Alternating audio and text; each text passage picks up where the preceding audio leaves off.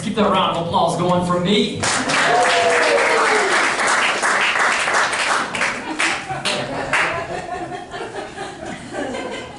All right, now that we all know each other, let's just lean into it. I grew up in LA, Lower Arkansas. Yeah, and I grew up around a bunch of psychopaths. Like these cats are crazy, man. These dudes would rather get in a fight than get pussy. And then now that they're grown men, I think that's like the only way they can get hard. They're just like, I gotta kick the shit out of somebody before we get down, man. That's the way they are.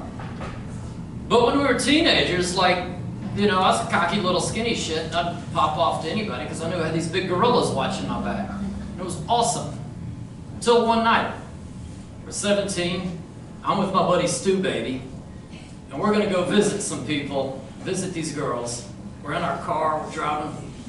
Stu Baby just looks at me and he just says, hey cuz, I don't know if I want to see my girlfriend tonight or if I want to get in a fight. I said, Stu Baby, what's the dilemma here? There's pussy at the end of one yellow brick road.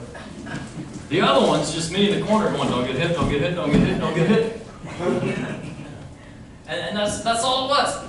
And I knew that night I had to quit hanging out with this dude because he was seriously contemplating this. And then he dropped a good idea on me. He says, first off, stop off and get some beer. I was like, all right, Stu Baby, that's a great idea. So we did what all 17-year-olds do, and we pulled into the Walmart parking lot, jumped out of my 85 piece of shit Nissan Stanza, jumped in the back of somebody's F-150, grabbed a cooler, jumped back in my piece of shit 86 Nissan Stanza, and drove off. Because they don't check for IDs at the Walmart parking lot. We're not paying for beer. That's what poor people do. That night I knew I gotta quit hanging out with Stu Baby. And I did. I didn't see this guy for a good 20 years. So recently, I'm back in LA, and I go to the local drinking hole, and I see Stu Baby at the bar. And he walks right up behind this nice lady while she's talking to her husband, and he gives her the behind the back under the arms double booby scoop. Stu Baby and nice lady's husband get in a fight because that's what happens when somebody gives your wife the behind the back under the arms double booby scoop. Stu Baby gets ejected from the bar because that's the least that should happen to you when you give somebody the behind the back under the arms double booby scoop. Stu Baby, who still thinks he's 17, decides to go to his trip. Because, you know, that's what dudes in LA drive. They drive trucks. You know, I drive a Chevy truck. My daddy drives a Chevy truck. My daddy's daddy drives a Chevy truck. We don't drive no pussy Ford. Because you know what Ford stands for, don't you? Fix it again, Tony. Y'all need to give it up to that joke. That's a good one. But yeah, he goes to his truck and he grabs a sword. Which I don't know anybody in the whole state of Arkansas owned a sword. He starts swinging it above his head, just screaming, I'm gonna cut him for a flip! I'll cut that motherfucker for a flip! Cut him for a flip? What does that mean? I don't know. As soon as he gets across the street, the bouncer that just threw him out of the bar tackles him. And I don't know if you guys know this, but you know what happens when you cross a redneck with a sword? Anybody? Assault with a deadly weapon. You guys know how the redneck with the sword crossed the street? In handcuffs. Yeah, what is the deal with these rednecks and swords? But yeah, I just kind of went, I clearly see Stu Baby hasn't changed at all. I go on about my business that night. The next day, I see him at a grocery store. Hey cuz, hey Roy, what's up cuz? So I go, hey Stu Baby, good seeing you, man. You know, last night was wild. He goes, nah, last night wasn't shit. I got a court date next month. I said, well, you good. He introduces me to his wife. She invites me to church. I'm the one that needs Jesus here. And then he says, hey cuz, check this out. I'm going to get in the UFC. Say, Stu, baby, no, you're not. You're 40. That ain't happening, homie. And he goes, yeah, cuz, check this out, man. I've been taking jiu-jitsu lessons. Tested for my blue belt next week. Stu, baby, your blue belt? That's the one Bruce Lee wore, right? Conor McGregor, they wear blue belts. Anybody, you know? He goes, cuz, check this out. This is what's gonna get me in.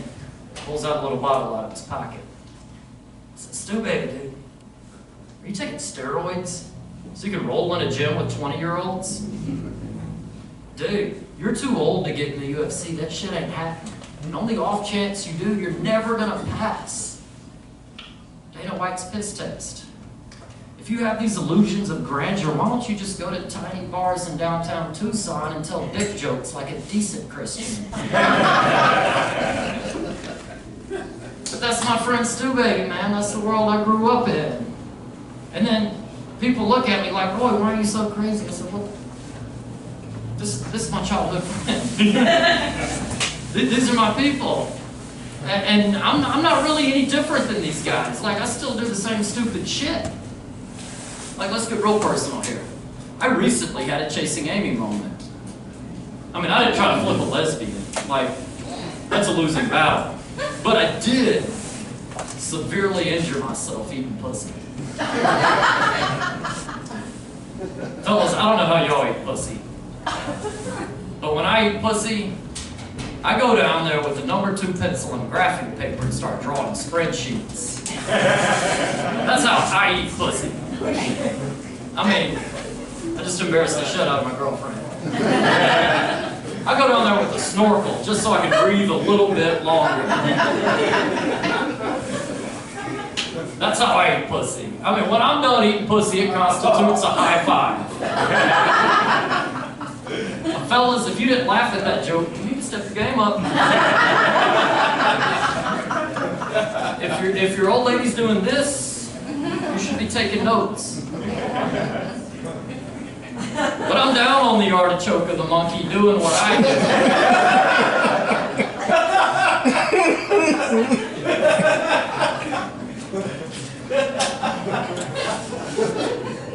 I'm finished doing what I'm doing, and we're doing that post-conolingus high five, and my 40-year-old shoulder pops out of socket.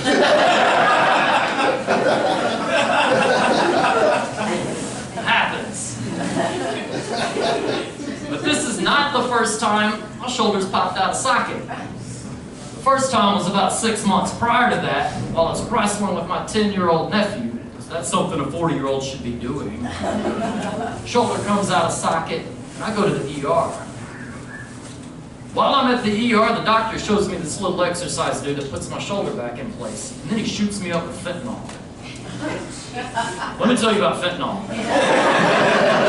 Wow.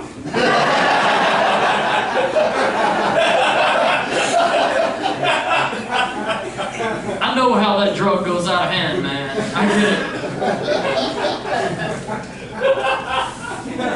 I start doing the exercise the doc shot me up with, and then he hits me again. So I'm on 2 doses now. Oh shit, I'm in the moon. Boom, my shoulder goes back in place. I go home, and I smoke a left-handed cigarette. And let me tell you, fentanyl plus THC will make you think you're Ric Flair. Oh shit, that stuff will make you think you're the Nature Boy! Woo! Oh shit, man. I was watching 30 Rock on Netflix throwing up the 4 Horsemen. And in that moment, I knew fentanyl was a shit drug. Because 30 Rock ain't that fucking funny.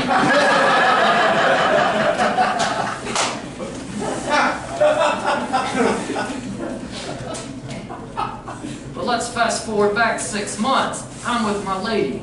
My shoulder comes out of socket because, you know, that action.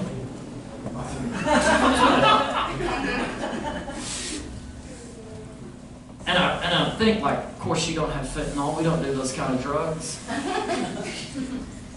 And I'm like, all right, well, I'm just going to do this exercise until this works. So I wrap my hands around my knee and I start doing the exercise. And then my gal pal says, I can do energy work. I don't know what that is. But I'm incapable of saying no to a naked woman. So I'm like, cool, let's do it. So I start doing my exercise. She gets up, rubs her hands together. They get warm, turn yellow, and she puts them on my shoulder. And then boom, my shoulder goes back in socket. I was like, oh shit. Am I dating the Iron Fist? As if so, she needs to teach me how to karate chop the jive turkey. That's something I need to know at 40 years old. It's a good ninja chop. That's what we all need in life. And in this moment, I learned something about myself. I learned that I'm a feminist. But I can't say no to a naked woman. And I've also learned that we need to protect naked women. And that is my whole stance on feminism. To protect naked women. Who's with me on this? Yes. All right. Now that we're all feminists, let's get a little bit more personal here. I did grow up with 3 gay brothers, though. I mean, they're not gay, but that's what we called each other throughout the whole 80s. Favorite baseball player growing up was Jose Canseco. Holy shit, he was the coolest. He got name-checked in the Ninja Turtles. That fucking blew our mind. I remember the first time I opened up a pack of Upper Deck cards and I drew a Jose card.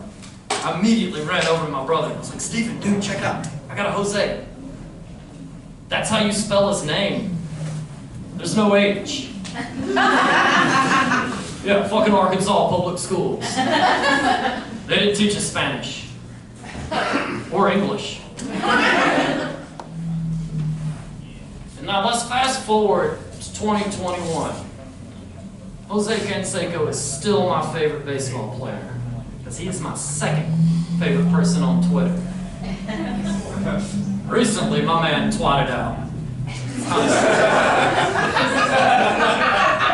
Yeah, twatted. That's past tense for tweet. Why is a 40-year-old teaching you guys to write? I'm a Gen Xer, man. Ladies in the front, they call me a boomer. You know?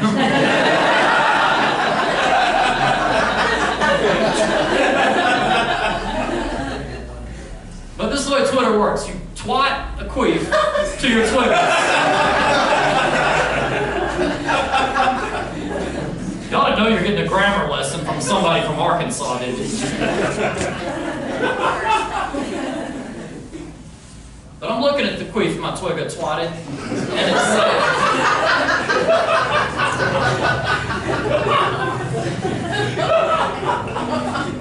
said, contact Morgan Management, and you and I will go see Sasquatch. Fuck yeah. I want to go see Sasquatch with my childhood hero. That would be amazing. I can't think of anything better than doing that. And if you do want to go see Sasquatch, like, who do you want to go with? The first guy to hit 40 home runs and steal 40 bases in one season? Or a bunch of nerds that think Sasquatch is really real? Oh, have you seen these dildos? Oh my God. They do an activity called squatching. That's when you go look for Sasquatch. You go squatching. They're called squatchers. And these guys, I don't really understand their life. I don't get it. I think they just married the first woman that fucked them twice. And both times they fuck, she cranks out a kid. So to escape their married with children hellish life, they just go out in the woods and talk about Sasquatch. You know, like, oh hey, have you ever heard the Sasquatch whistle? Oh no, I never heard of the Sasquatch whistle. Yeah, Sasquatch whistle. We heard one in '97. Oh word, really? Yeah, did you know Sasquatch can float, right? Yeah, he floated in our cabin last week and ate all the honey gardens. Have you tried the girl filter on Instagram? I did. I took a mirror selfie with my wiener tucked back in between my legs. I was such a sexy bitch, I just wanted to titty fuck myself all night.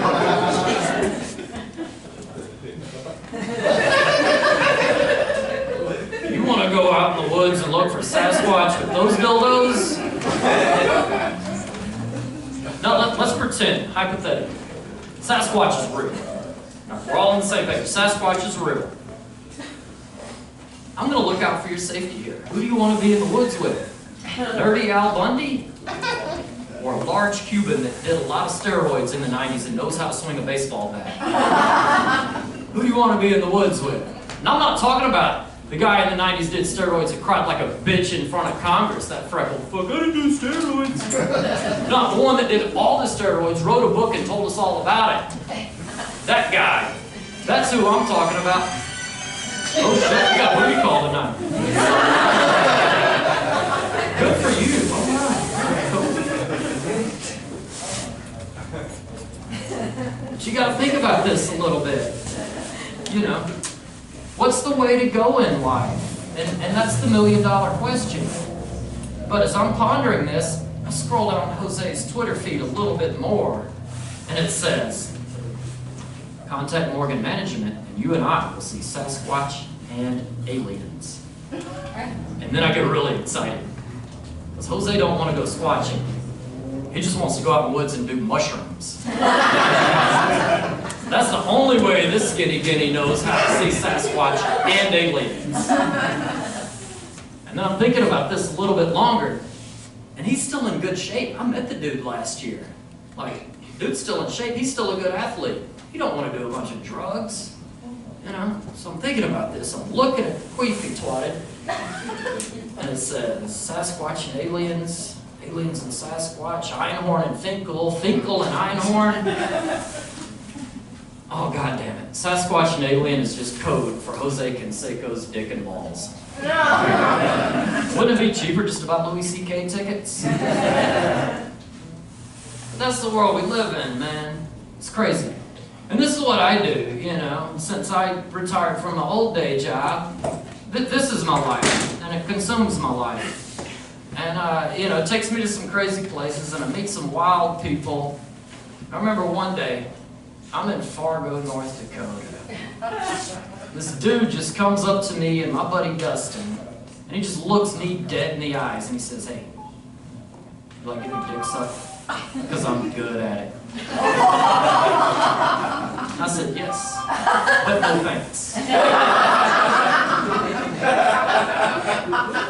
And he looks at me like I'm the first dude to ever turn down a free blowjob. And I might be. I might have just made history that night. And he says, but I'm really good at it. I said, dude, I know you're good at it. You appear to be about 10 years older than me. That means you're about 50. You got enough miles on you to develop a technique I know is amazing, homie.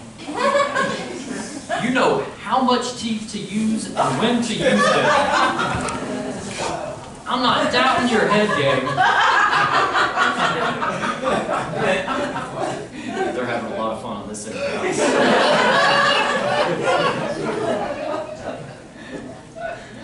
I said, my man, I'm not doubting your head game. I just know I would not enjoy a blowjob from you. And he listens to the way I talk.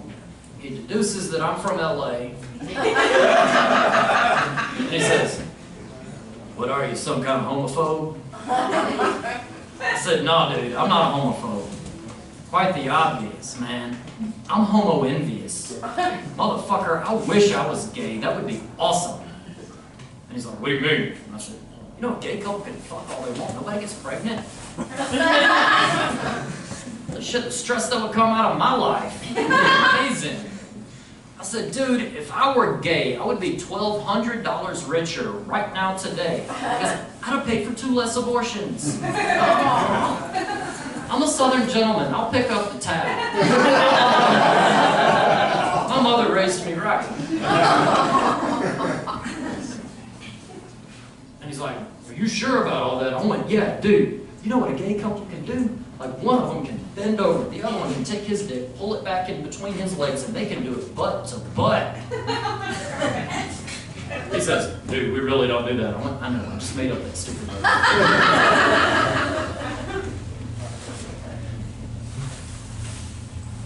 And then he says,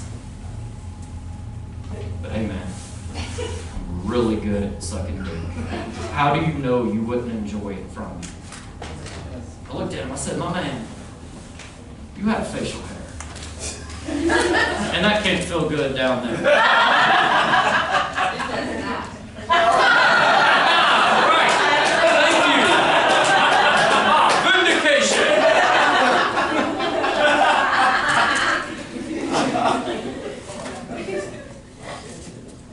And without missing a beat, my man turns to my buddy Dustin, and he says, so hey man, you like getting your dick sucked? Because I'm good at it. And Dustin says, good to know. And the dude just kind of took a hint and walked off. Dustin and I just looked at each other amazed. We couldn't believe this just happened. I was like, dude, did we just get hit on by a dude that dropped the same pickup line? Because respect. Neither one of us has the nerve to go to two women we don't know at a bar and just say, hey, like any pussy eating? I'm good at it. No, that's cool. How about you? Expect a different outcome.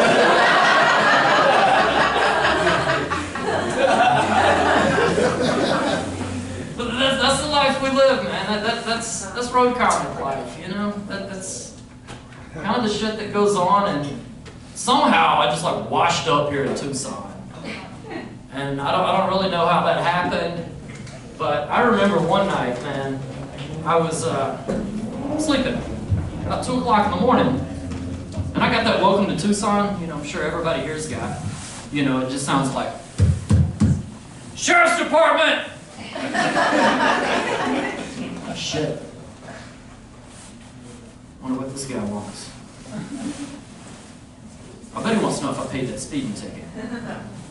So I go to my alibi box and I grab a receipt to a speeding ticket. You guys don't know what alibi box is? Fellas, up here. Don't look at your lady, look at me. I'm about to teach you something. You need an alibi box. I don't need this mic stand because we're about to get ruined. Fellas, you need to keep all your alibis in one centralized location so you can find them. And you have proof that you were somewhere and not somewhere else. For example, tonight, you bought your ticket to get in and you got a beer. Swipe your card, you get the receipt.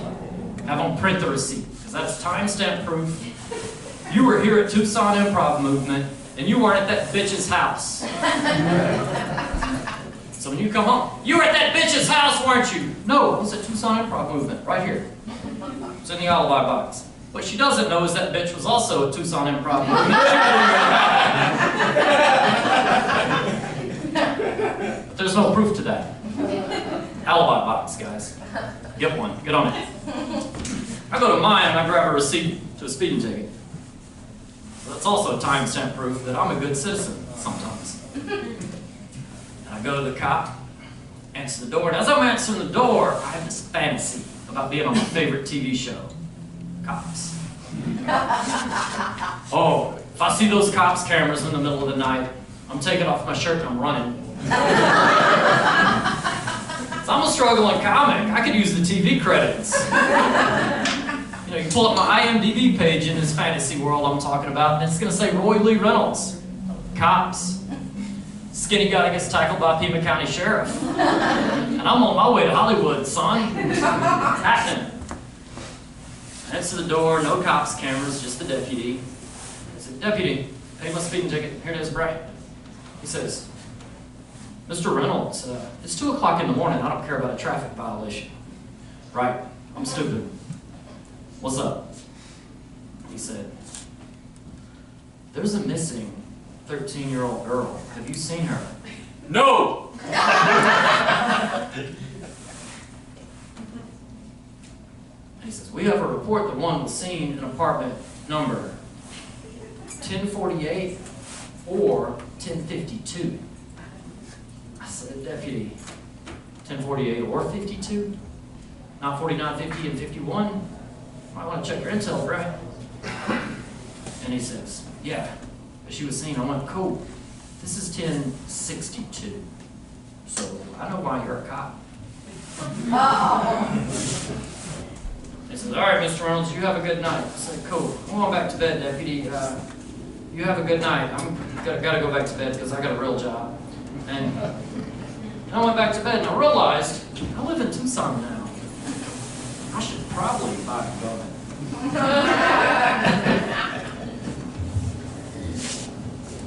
Anyway, guys, like I said, you know, shit gets weird sometimes, and society's crazy. You know, there's like, God, I hate to get real on you guys. From all the fun we were just talking. But there's just this plague that's been coming across America in about the last 18 months. And there's a bunch of people that feel like you should only believe exactly what they do and say what they say and laugh at exactly what they want you to laugh at. Otherwise, you're just a piece of shit. And then there's another group of people that believe the exact opposite, except if you don't believe me, you're a piece of shit. And the people I'm referring to are foodies. Oh, these miserable motherfuckers need to go. And I know I'm talking shit about half this room here. And yes, I'm talking shit about you. You think you're fucking special because you can make your child a grilled cheese sandwich with a brioche bun and goat cheese. And you can't figure out why your kid's a vegan weakling. Goat cheese, that's why they're disgusted with animal products. You feed them that shit. And you worship chefs like they're not the worst people in the world. I hope there's a chef here tonight. Just stupid waste of space. Think about it. Chefs went to culinary school. They went to school to learn how to cook. How shitty did their moms have to be? And they're too stupid for engineering schools. Let's go to cooking school. It's not that goddamn hard.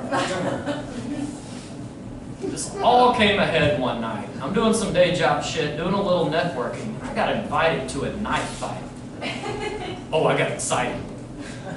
I haven't seen a good stabbing since I was at a Pantera concert in 1996. Oh, I can't wait. This is amazing. I'm excited just thinking about somebody getting stabbed. But I get there and I find out a knife fight is just a chef battle. That's it. You know, it's kind of like a rap battle. You know, they play a beat and then a rapper like freestyles over it. And then some dildo says, oh, can you believe you just made this rap up off the top of your head? I'm like, yeah, it fucking sucked. I will not be blaring that shit out of my car. And this particular battle I watched is a cocktail battle. And they gotta make the cocktail with hipster rum and fog walk. Neither of which should really be in a cocktail. Rum sucks, and fatty duck. Why are we putting that shit in a cocktail? Can you guys tell me why we make cocktails? Anybody? Because it's good. No, we make cocktails to get fucked up.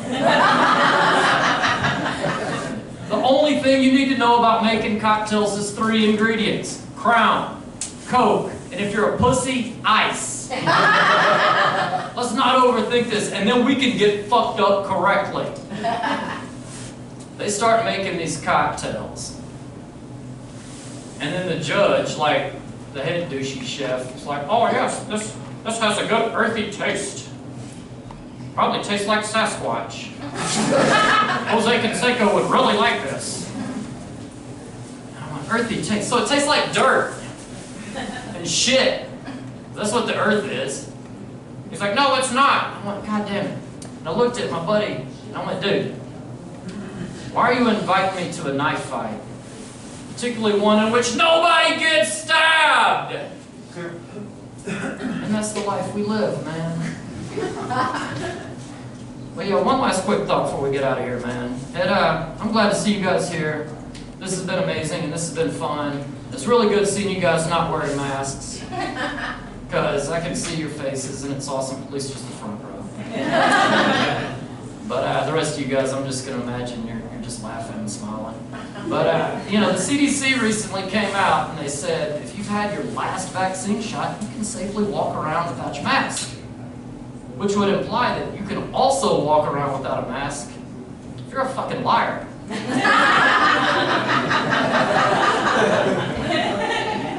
then the CDC found, you know, the error in their statement, and they recanted it. You know, read their follow-up statement.